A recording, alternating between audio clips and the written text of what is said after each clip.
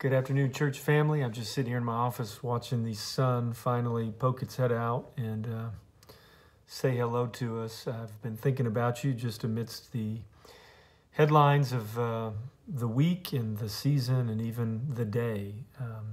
Events in Louisville and throughout the world last night. Just been thinking about Psalm 46 as I've prayed for you and prayed for our nation and our world today, where the psalmist says this. He says, God is our refuge and strength, a helper who is always found in times of trouble.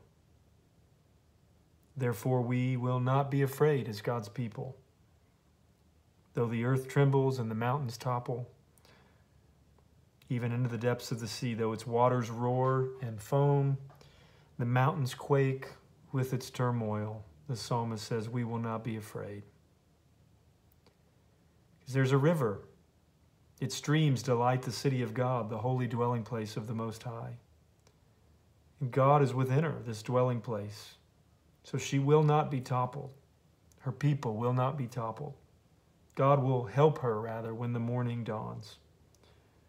Nations, our nation included, nations rage, kingdoms topple. The earth melts when our God lifts up his voice. The Lord of armies is with us. The God of Jacob is our stronghold. And then the psalmist invites us amidst the waters roaring and foaming and the mountains quaking and nations raging. He invites us and the nations along with us. He says, come see the works of the Lord, the one who brings devastation on the earth. The one who in his judgment makes wars cease throughout the earth, who shatters bows and cuts spears to pieces, who sets wagons ablaze, our God who shows up and delivers and judges and brings salvation into his world and to his people. And so he says, in light of this vision of God, stop your fighting and know that I am God, exalted among the nations, exalted on the earth. The Lord of armies is with us. The God of Jacob is our stronghold.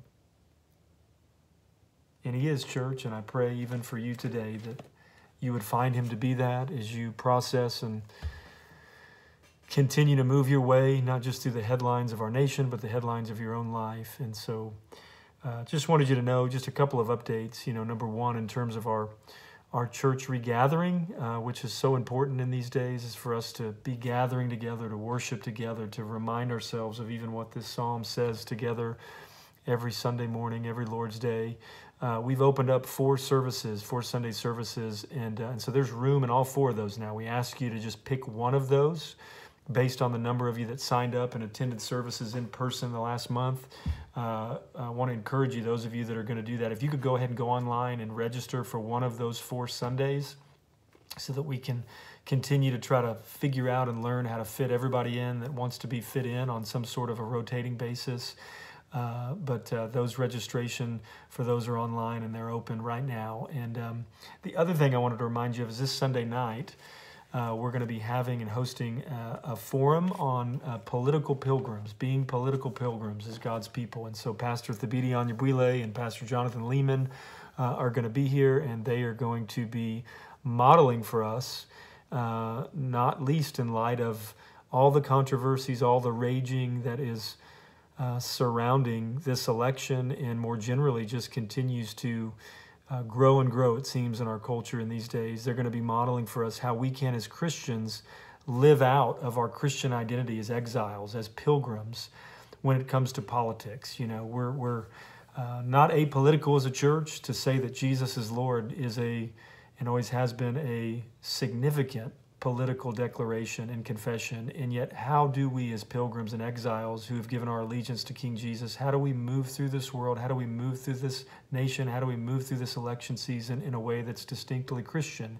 And while we do so, striving for unity amidst our diversity, even within our own church. And so I'm really hopeful that Pastor Thabiti and Pastor Jonathan will be able to help us think through that. They're not going to necessarily help us know how to vote or tell us how to vote as much as they're going to hopefully model for us how we can be Christianly in our voting and in our citizenship here in the United States, even as we recognize that our ultimate citizenship is not here in the United States, but in heaven. And so I am praying for you today, church, and again, just praying amidst all that's happening, all that's raging around us, that we would find God to be what the psalmist said he was, a very present help, even today, in our time of need.